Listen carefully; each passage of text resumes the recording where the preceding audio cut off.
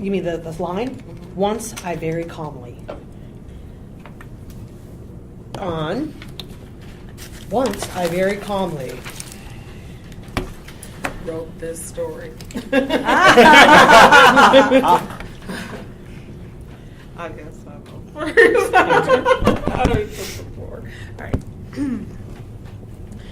Once, on a prompt for once I'm very calmly. My sisters and I can never seem to stay out of trouble. As little girls, we were stepladder in ages. We knew our mom wanted boys, so we acted like boys. My sisters wrestled each other. They loved boxing. I loved to play football, and I loved to watch racing cars. I didn't like baby dolls. They reminded me of my little sisters. I thought playing dress up was dumb, and putting on mommy's makeup wasn't fun to me either. I loved playing in our backyard. We had the biggest backyard ever.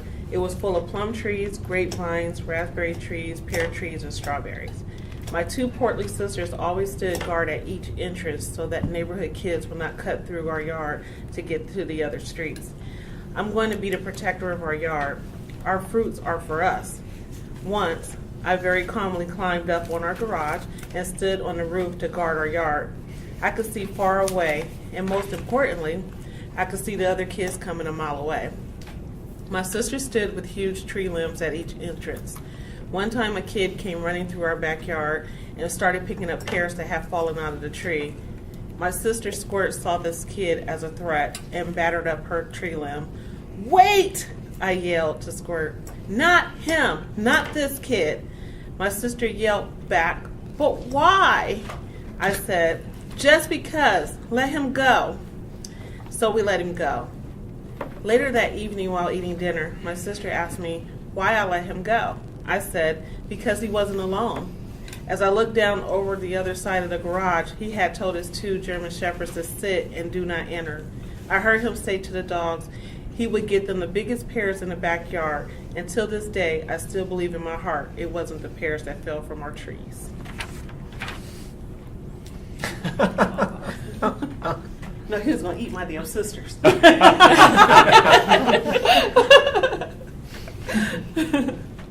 He was, the dogs were going to eat them. The dogs. So what do you think? True? Not true? That's true. Yeah. I'm thinking true. Yeah, I go true. The truth, that everything is true except for the dogs. There was his two little brothers actually sitting on the other side of the garage, and they had slingshots, and they were pointing them at me with rocks. And they were going to release if he yelled. And that was the plan. It was me and my sisters against him and his brothers. And That's a good ending, too.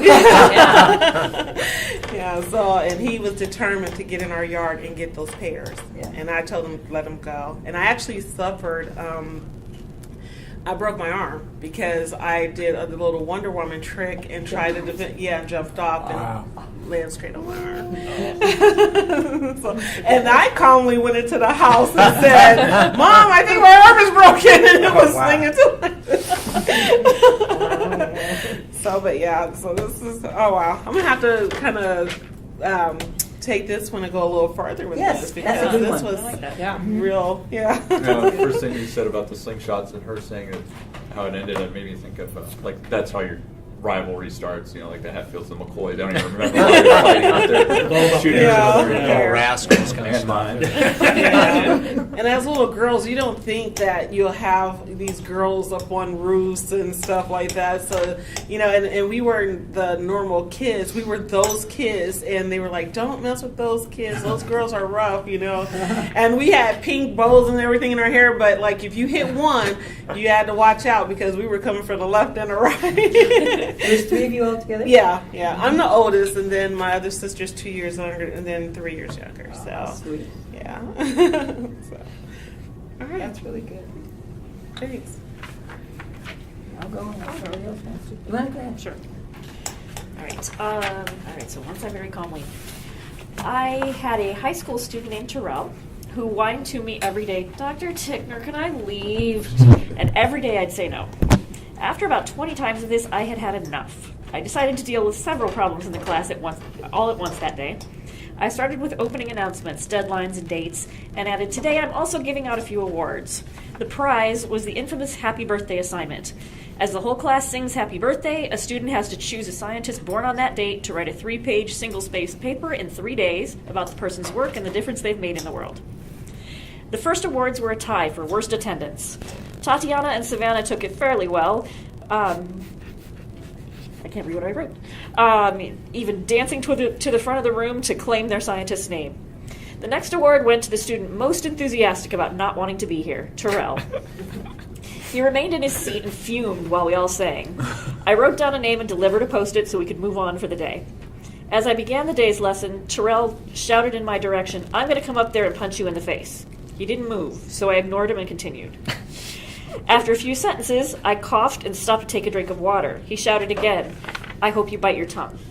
I continued to ignore him because I knew he was just trying to antagonize me. In about another minute, he blurted out, dude, are you on your period? I very calmly said, just go. You're not going to learn anything today. He grabbed his backpack and ran out of the room. The next morning, Terrell's parents showed up at my classroom and told me they thought it was ridiculous that I gave him extra work for not being a positive person. I recounted the conversation, correcting Terrell's account as he repeated over and over again, I don't lie, I'm a good boy. His parents saw the truth, and the principal enforced the homework penalty. Terrell was subdued in class for the next week and clearly had a black eye, bruises on his chin, and wore long sleeves in 90-degree weather. For a year since, I've tried to think of another way I could have handled the situation that wouldn't have resulted in him being beat up by his family. Harrowing. Yeah, and true. Figured. Change the names, Yeah, but that's good character development. Yeah. day in the life, high school teacher. Did not see that coming. Yeah, neither did I. What school district? Cleveland. I hear a lot of stories from a couple of my teacher friends. I substitute teach in Kent. Yeah? Yeah, preschool up to 8th. I haven't ventured into high school yet. Yeah, I've only done high school. Yeah. Younger than that makes me crazy. Yeah, somebody said it's a little easier, I guess, because they're a little more mature.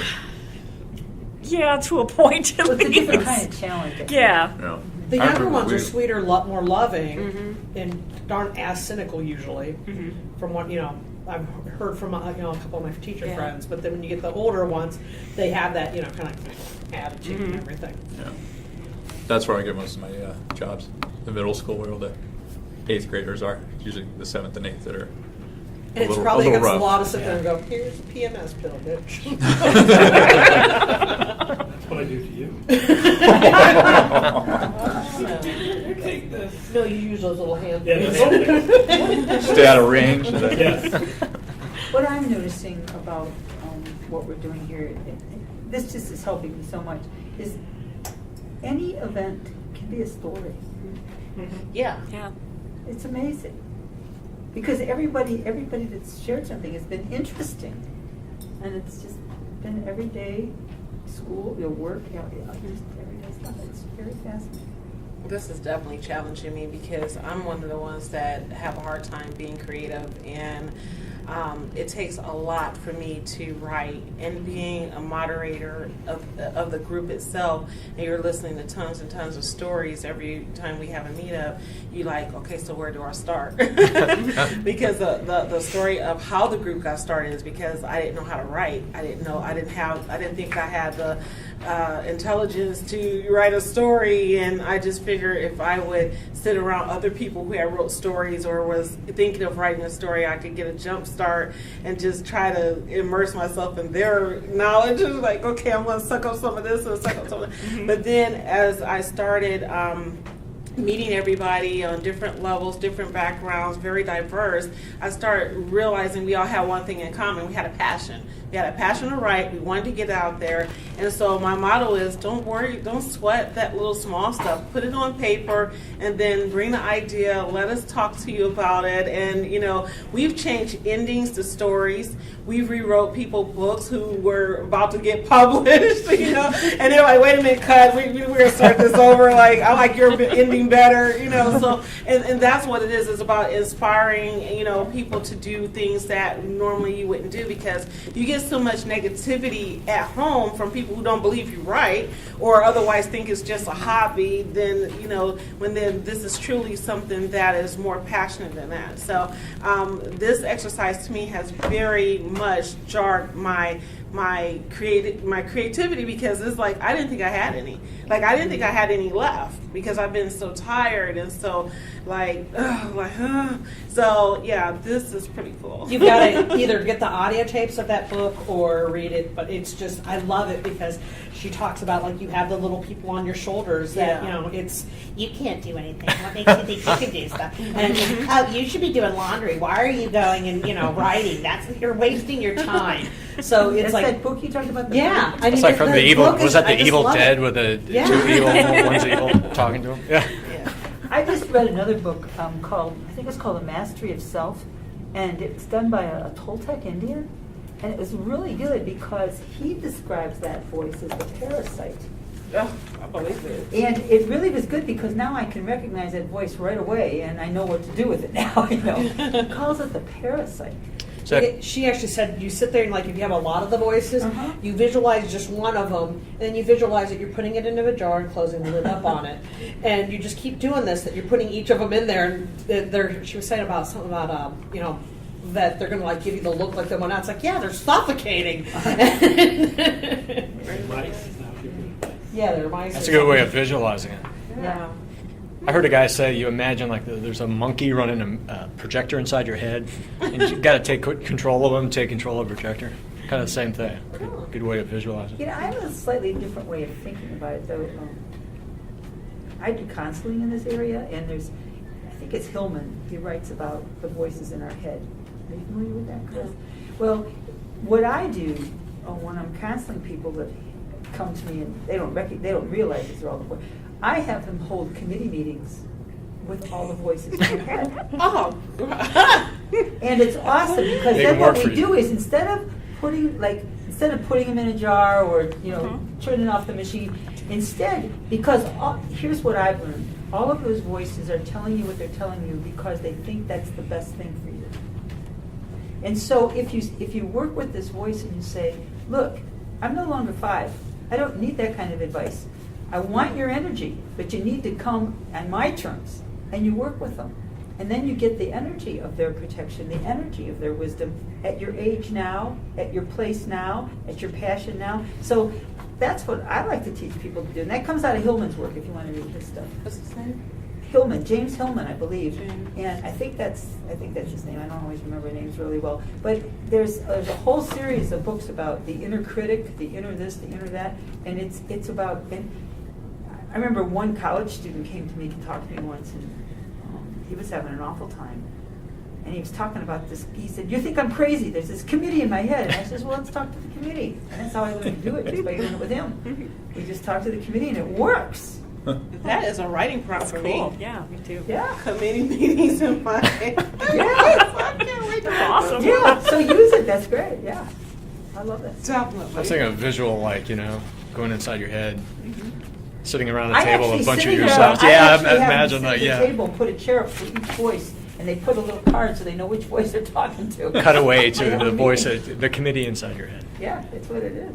Don't do it in a building with windows. No. That bitch be crazy. No, actually, this would be a pretty good exercise for me because I really want to do this and I want to sit at each one of those seats That's what you do. and You talk to videotape yourself. it. No, I want to videotape it. I want to see what's going to come out. Yeah. I can't script this. Have a little bit of chocolate before you do this. You gotta catch me on a chocolate dream. It's real. It's when I eat chocolate before I go to bed, and what happens next, it gets put in writing. Because I Oh, wake yeah. right up and start writing about Really? it. It's crazy. No, I have to have my chocolate with red wine. Sorry. No, my chocolate does something to me while I sleep, Yeah. man. I used to have nightmares, but now they're just crazy. Okay, I who's think there's next? something in chocolate similar to I will. marijuana. You know, speaking of dryers, you know. seeing a pattern here? Yeah, I'm a saying, pattern. yeah, I'm Food saying, over drugs, Oh, I'm yeah. gonna kill my husband. I'm saying where certain people get their inspiration. He's infusing my chocolate. I'm gonna have to test. Gosh, okay. Who wants to go next? I will. Okay. The grandkids had so many made-up fears about traveling that I thought something needed to be done to challenge those fears before they became part of their adult belief system. When Bella turned 12 years old, I told her that for her 16th birthday, I would take her anywhere in the world that she wanted to go. Her beautiful face, the spitting image of my own mother, lit up. Her deep brown eyes twinkled, and her naturally ruby lips glistened as she looked at me and said, "Anywhere?" "Yes," I replied, "anywhere." "Would you take me to Africa?" she asked. "Yes, I'll take you to Africa. I've been there. It's a beautiful continent. We can go." Then I noticed a mask of gray come over her, first over her eyes, and then her beautiful face and smile, and she asked, "Do you have to take an airplane to go to Africa?" I said, "Yes," I said with a smile, "unless you want to swim." "Okay, I don't want to go there then," she said. "Why?" I asked, puzzled. "Because I'm afraid to fly." "Have you ever been in an airplane?" "How do you know you're afraid to fly?" "No," she said, "but I know I'm afraid." And then she shrugged. I very calmly did the research. Ah. Where can I take the family to teach them the joys and wonders of travel? Amazing Internet suggested Vegas for kids. What fun that would be for all of us. Excalibur, Tournament of Kings, Hoover Dam, Grand Canyon, a flight to San Francisco, lunch at the airport, second flight to Las Vegas. Perfect. During the day, they can look out the window and see the earth below. Coming home, a midnight special, nonstop, flying with the stars and the moon. All planned. The day came, spring break. We all got to the airport. They were nervous. They were so scared. And then their father, getting stopped in security for having water bottles that were full, missed the plane. Once again, I calmly reassured the children that he would catch up with us on the next plane. So when we arrived at San Francisco, not so calmly, I pressured the agent, since I was holding his boarding pass for the next flight, into telling me where he was, as I did a bit of rant that they would leave him, leaving 5 minutes early besides, knowing that he was on his way to the gate. As if it made up for the fear and the first impressions of flying, she grinned and said, "We rerouted him and he'll be there before you." This time, not so calmly, I went to the children with great news. Daddy is in Las Vegas waiting for us. Okay. I mentioned that I wanted to take them to the Natural History Museum this summer, and Bella asked, "Where is it? Do we get to fly there?" Wow, mission accomplished. Africa at 16. I love it. Do you love it? That's nice. Good. True, Expanding their true or horizons. not true? Oh, it's definitely true. Sounds true, yeah. It's true. Sounds true. We just did it in March. Oh wow, so it was very recent. Yeah, we just a couple weeks ago. But there's spring break, Oh, nice. and he really did get left behind with the water bottles because they all brought the children all brought their full. They weren't just throwaway bottles. They all brought their water bottles, and we thought we can't just throw away all these water bottles. So he went back out to dump them out, and he didn't make it to the gate in time. Oh. And I couldn't believe they left him. I never thought they would. They left 5 minutes early. I said, he's on his way. He's coming to the gate. And the children are, can you imagine first time? Wow. They're hysterical. Daddy, daddy, daddy. Oh, we've just lost the whole point of this trip. But it worked out because he was waiting for us in Las Vegas. I know I was terrified when I first was riding on the plane, and my girlfriend and I sat there and sang, "I'm bringing home a baby bumblebee," just Yeah. to get me off of the mind of it. And we're just cracking up. The stewardess, she's just laughing at us because Yeah. she knows I'm just like. Yeah, yeah. Anybody that's ever seen French Kiss, Mhm. Meg Ryan goes on to the Yeah. simulator and everything. I mean, I was pretty much her. It's like, no! So yeah, I could just see that. Very good. Very well. Thank you. Yeah, nice flow. And I laugh because you sit there and you're like saying about everybody else, you're doing a beautiful job. Well, you are helping me. You notice I'm already listening to the things you've said. You said to add some details. You said to add some sensory things. I'm trying to learn. I'm learning from you. Thank you. Thank you. Thank you. Thank you. Thank you. Thank you. I'm learning from you. Thank you. Would one of you gentlemen like to go next? I ate for my period. I don't have anything.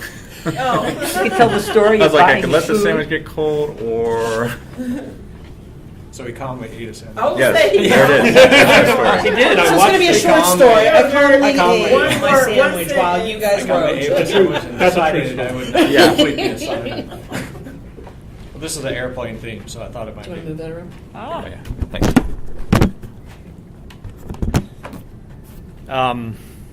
Once I very calmly watched as our skydiving instructor opened the side door of the plane. The sound of the engine grew louder, and the wind whistled as he grinned at me and motioned towards the door. I maneuvered my way on top of the metal step outside, clinging to the strut as the wind pushed against me. Okay, maybe calmly didn't really capture the situation, because there's nothing calm about jumping out of a perfectly good airplane. I turned and looked at my instructor, and he gave me the thumbs up. He was definitely enjoying himself way too much. I let loose my grip, made a hard arch, and then calmly waited for my chute to open. Oh. And I can't ride as fast as you guys. The chute obviously opened. Yeah, right. Yeah. It was like, no. Was it a static line? It was like, yeah, it was a static line. Yeah, Or it's a made-up story.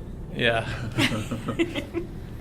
I couldn't think of anything calmly, so I went with like the opposite of it. I was like, what was a situation where I was not calm, and that kind of came to mind. So Jeez. It almost sounds real. It is It was real. Oh. yeah. He said, That's- the chute opened, obviously. See, I thought he was trying to use that to throw me and I off. purposely tricked him by asking the question, was it a static line? Because when he answered that, then I knew it was real. Because I've done it too. Jumped off the plane. It's yeah, there's nothing calm about it. It's Oh, about yeah. they said like the Jeopardy theme, like dun dun dun. Yeah. dun. That's the time it takes to hit the ground. It's like they laugh telling you stuff like that. You know, If your chute doesn't open. if your chute doesn't open right, you know. When your chute opens, it's like dancing in the sky. Yeah, that's as you're calmly Awesome. floating down. I didn't get to that part, Yeah, but you that's didn't. where you're really calm. Once it opens, it's like being in a swing set as a kid. You know, just kind of hanging awesome. there, enjoying it. Nice to meet somebody. that- It's very relaxing, and you're high for like 3 days afterwards Yeah. from the adrenaline rush. Oh, that was cool. You know, I jumped out of a plane because my husband had been a paratrooper. My husband was 26 years older than me. He had kids older and younger than me. And he was in World War II. And he had like 50 jumps to his name. Wow. But they still had the round chute. Yeah. And so he talked about it a lot. So I said, well, take me, teach me. So we went out to the Cleveland Parachute Club, and I jumped. And so, and it was that wonderful experience, like, flying, So when I get down, I said, Frankie, what? It was so easy. He says, yeah, nobody was shooting at you. Oh, that's right. Nobody was shooting at me. Oh. I would do it. Perfectly good airplane. Yeah. We went to, we found like the cheapest place we could go. And as we got closer and closer to the time, everybody was like backing out. And we were thinking like the one girl who actually went through with it with me, we were thinking like, maybe we shouldn't have gone for the cheapest place to go skydiving. We should have been, yeah. It was someplace out in Medina. It was like, I think it's southwest of here. You're It was, kidding. I yeah, know it was it, like, yeah. But it I've was a been to great Medina. experience. Yeah, it's if you ever think you should do it, you should definitely do it. Maybe I went, that the more Cleveland than once. Parachute Club's a It was good a good, place, yeah. because they train you for the day and then you jump. That's why, at first, I didn't think you were, I didn't think it was true, because you said you were standing out. When I did, if the wind was too strong to stand out there, you just jumped out. They do it differently now. We went, that was like maybe 15 years ago. Now they have to do the buddy pat, what do they call it, backpacking on? You're actually strapped to Yes. your instructor. They do it a lot differently now. No, I went along. And it was like static line. Thank God there was a static line, you know, because, man, it's like 'Cause you could 15, forget to it's open like the sheer, chute. yeah, it's sheer panic when you let loose. Oh, you're just making me want to do It's- this it's more and crazy. more. Yeah. Well worth the Carol has expense. very active, overactive imagination, so you It's, can imagine how scared she is. Well, It's we- very primal. There actually was one person that, in our plane, that when his chute was opened, it did a Mae West. Somebody didn't pack it right, so he was falling way too fast, and they were trying to tell him to pull his other chute, but they had told us in training that after so long, you don't pull your other chute because it'll get in the way of the other. So he hit the trees. They were really afraid that we lost him. He was lucky that because his chute didn't open, he got blown over to one side where the trees were. Wow. And thank God he hit the trees, because they didn't have to take him to the hospital. That was very frightening. I can That was in imagine. my plane. It could have been me. Okay. Yeah. Could've that been your chute. Yeah. The luck Yeah, 'cause of my the girlfriend shattered parachute. her, ankle when she had done it. And it was just, when she told me that a long time, it was like, yeah, there's really no reason to do that. Well, see, that's why I won't get on the Goodyear blimp, because you have to run and jump on that thing. To do what? To get on to ride the Goodyear blimp, they say you have to be in physical health because you have to run and grab it some kind of way. Yeah. I didn't know. Wow. Yeah, when I was reading it, I was like, yeah, no, I'm gonna pass. I'd be afraid of that anyway. I don't I like never all that watched gas him do above this. me. I watched him go up. I thought so too, but if you read in the instructions, it says that you will have to run and jump to grab hold. Now I'm going to go there even more. And watch. That'll be entertaining. Oh, it sucks to be you. Funny falls, like. Yeah. I would like to do a hot air balloon, though. I think that would be fun. That is fun. I did do that. Did you? Yeah. I'd like to I do would that. like to do that. Are you next turn around? I'll go ahead and do next. All right. Albuquerque.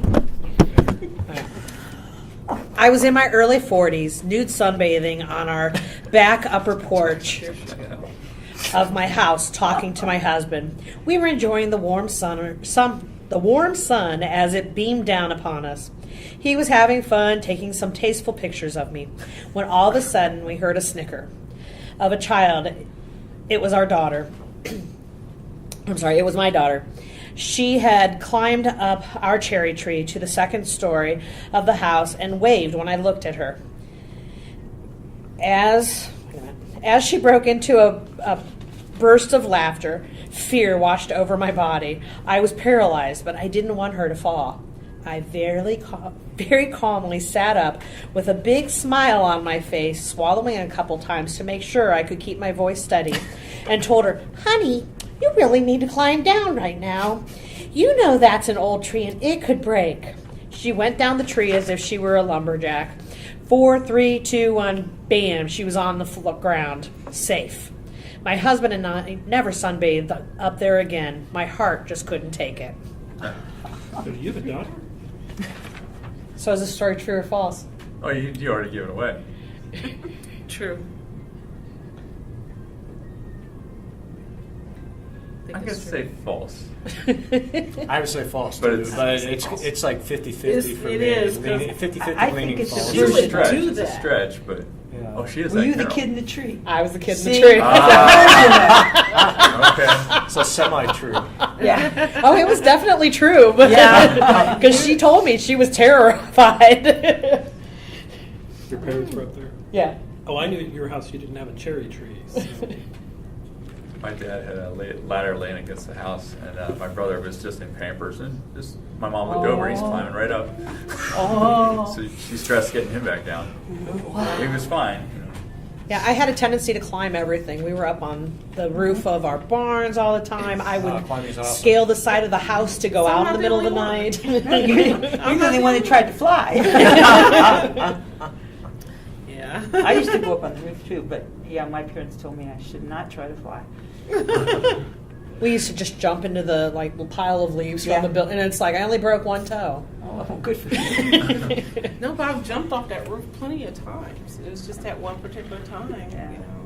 Come on, I grew up with the $6 million man, Bionic Woman. Oh, wow. Exactly. They're probably responsible for a That's- lot of I think injuries. so. Yeah. That's before they Steve put Austin. "Don't try this at home." That's Yeah. why they had to put the investments out. That's why those cups say "very hot," Yes. you moron. But you know, whenever somebody says, don't try this at home, the first thing I want to do is go try Go it. try it. It means it's something very cool. That you Yeah.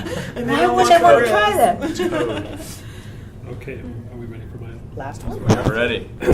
Best What? for that. Does it involve nudity or planes? Gotta brace myself. Or chocolate? One spring morning while visiting my backyard, I noticed something was amiss. I looked down upon one of my saplings, which seemed to be missing some bark about 6 inches from the ground. It was fine several days ago, so I inspected the area to see what might have happened to it. A sense of dread went through me as I knew this tree was going to die, and I had others which I cared deeply about. Calmly, trying not to get too emotional, I inspected the trees in the area to find that this was an isolated event. This tree was closest to the woods which bordered my property to the north, so it was probably some woodland mammal. Which kind of mammal did this was still the mystery. Fearing the worst, I immediately went to the hardware store to pick up some steel fencing. I wasn't sure this would do the trick, but I had to do something. I had my other trees to think of. Once home, I put up little circular fences around my trees, all the while keeping an eye out for any animals that shouldn't be there. As I erected my tree protection, I noticed a second tree was missing bark. It was the tree 10 feet to the right of the other damaged plant. Whatever was taking out my trees was near. I could just feel it. Sensing this was the time for action, I went into the house to get my trusty terrier River. She was a small dog of only 15 pounds, but had a warrior's heart. If anyone could find what did this damage, it was she. The only problem I had was that she doesn't come to call, as she has a mind of her own and has trained me really well. If I let her off the leash, I might not see her for days, but I was desperate, so I had to try. Bringing River to the damaged site, I had her sniff around. Her bobtail started wagging. She pulled me towards a log pile near the wood's edge. Reluctantly, I released her, knowing full well I'd have to move fast to keep up with her. River bolted to the pile and immediately found a decent-sized hole. She started putting her nose down the hole and snorting in and out. She let out a yelp of success and began digging furiously. Out of the corner of my eye, I saw the offender. It was a small brown rodent which waddled away from a different hole. I quickly released River and tried to pull her from her duty. She didn't want to give up the pursuit, but I didn't want to lose her. Once under control, we patrolled around the whole area so River scent would cover a wide area. It would have to do for now. I'd have to deal with Mr. Woodchuck's home later once River was safely in the house.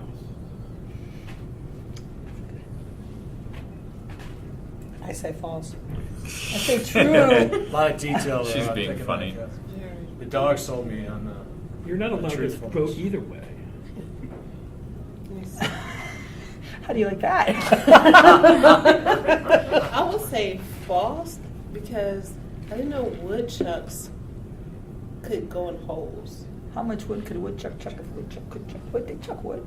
They chuck wood, but a groundhog or a mole would be in a hole. Which he has groundhog tree, but he called it a woodchuck, which I was kind of wondering about. Are that, woodchucks too. and groundhogs the same thing? They're in the same family, but I always thought they were. That's a good question. No, it's the same. Yeah, That's a trivia question. Mm-hmm. they're not the same animal. Yeah, they are. No, they're I not. thought they were. Well, groundhog. The internet. Yeah, look it up. Okay. That's like my brother-in-law and his brothers. They'll like Google everything. They believe everything on the internet. So is it real? Is it real? Sort of. No, it's not real. Ah, 'Cause yes. I was going to say the trees. The dog's real, but I've never sent her after groundhogs because I'm afraid she'll get hurt. Yeah, I'd be afraid Oh. she'd get hurt. And also, the groundhog damage I've had wasn't to trees; it was to plants that I've had. But I have a story that I'm writing that I wanted to use. It's the next one that's in the book. There's a next story. I'm going to write. My goal is to write every few years in the storyline. Like I did a short story that's in the book with an 11-year-old and a dad, 11-year-old girl. The next she's going to be 14, and then she'll be 17, and then 20. So this is the next story that I have coming up. Mm. So the story was false. Yeah, the story was false. Yeah. See, I could have swore it was. Okay. You got me too. Yeah. But River's real, so River's that's where, real. yeah. River's my toy fox terrier. I was 75% sure it was true until you got to the point where the woodchuck kind of threw me off because in my mind I couldn't see I a meant woodchuck. to mention that I saw a groundhog. And I was surprised he said woodchuck because I saw that he called it the groundhog trees. It's like, huh? I meant to say groundhog. I said round road. And I meant to say groundhog there. And Mr. Woodchuck's a other name. Okay. At least that's what I call. I thought That's they more of a was- beaver that chews the tree, right? I actually did Groundhogs some like research. burrow in the I ground. did some research. Groundhogs are known to hit trees in the spring when they're hungry and there's other stuff to eat. Because I specifically wanted to use a groundhog in my story because Okay. the whole thing of the story is this girl. The last story, the girl planted some apple trees from seeds, and she started these trees and they planted them out in the Oh, yard. yeah. It was a couple years later, and one of the trees is found damaged, and they find out it's a groundhog, and then the whole what they have to do to deal with it and the emotions and all this stuff is. And Carol loves groundhogs. She thinks they're the cutest things ever. Those things Big are hamsters, huge. yeah, like big hamsters. But Like to, oversized. to the They can be gardener, vicious. they are enemy number one. So there's going to be mixed emotions in this. And Carol doesn't know exactly what's going to happen to the groundhog at the end. So for her, this will be a very emotional story. Oh, wow. Maybe you shouldn't read Thanks it. for warning. Explicit. Are we done? I was going to say we could probably do one more if you guys want. Absolutely. What is it? Okay. Okay. It's 7. Oh, Yeah, I Already? haven't Wow. been home That's- since Friday. So. yeah, that's I'd about like to 3 go. hours. Do we want to Yeah, do this this? has been wonderful. No, everybody's got to go. Okay. That's I'll fine. stay. No, Okay. no, I think I'm done too, actually. Oh. I'm done mentally. Oh, I see, yeah. I'm What? See, Pussy. he took a Suck it break. up. So he took a break. He ate. Well, Yeah. That was a good move. You mind if I steal that from you? Go for it. Yeah, that was very, very Came up with tactfully it done. myself. I Very- calmly ate a he sandwich. calmly did it. He calmly. so what do you guys That's a good think? Wanted to ever do this again? I Yeah. love it. Yeah, Thank I like the setting, the being in Panera's, not in the library. I just enjoy just being something different because it's not. Send it. Sign it. Are we Awesome. going to do It's not, emails or however? So he like can our send us normal stuff? setting Right, or you that we think I do. don't have a pen? We're- I'm offended now. Well, we sit around like this, Well, we and can then we share read our information so work, he and can send then it. we get feedback. Yeah, I'll sit. So usually, the person is either starting their story, in the middle of their story, or ready to finish and go to editing. So that's what we do. Also, And something Little bit of bring anything. something you're working on. and then half the people don't bring anything; they just like to sit and do the feedback. Oh, I can do that. Everybody's a critic. Does it have to be necessarily like a story? Like I write articles in the right place for it. I know we've talked about maybe putting on that we're more of a critique. No, we do have. I do put some of those up as our actual critique session, where you do the line by line edit, and we pair up in groups and stuff Yeah. like that. I haven't done one in a long time Yeah, I because haven't. we've been really coming together, and some of the members actually meet after the group and they discuss their work and go further. So Nice. we really hadn't had to put that together where we needed to do the actual critique, because a lot of the members in our group are, like I said, professors. They're college professors that teach this type of class, and so you can actually walk up to Corey or Brett, who are professors, and say, "Hey, what do you think, or could you help me?" And if they have the time, they'll lend the time for it. So That's great. yeah, so we the whole format is to bring a lot of the skills to the table that we don't have to keep paying these exuberant prices for editors and stuff like that, because there's people in the group that actually love to do it. Yeah. And and I say give a love offering, and you'll be surprised of the things that you can come up with, and the resources are so valuable because we've all been there, done that, and we give it out at the meetup, and so yeah. Yeah, I wouldn't love mind the like concept. a hardcore critique of like helping with like grammar. Like I have a hard time with like the passive active voice and whatnot. Yeah. I wouldn't mind, but maybe not in front of a whole group of people. Yeah, no, that's Yeah. cool. Oh, you fool. I've actually thought of like getting Some like jump to- some of that's a the little more, online yeah, classes yeah. that they offer to regular elementary school. It's like I should just maybe take these.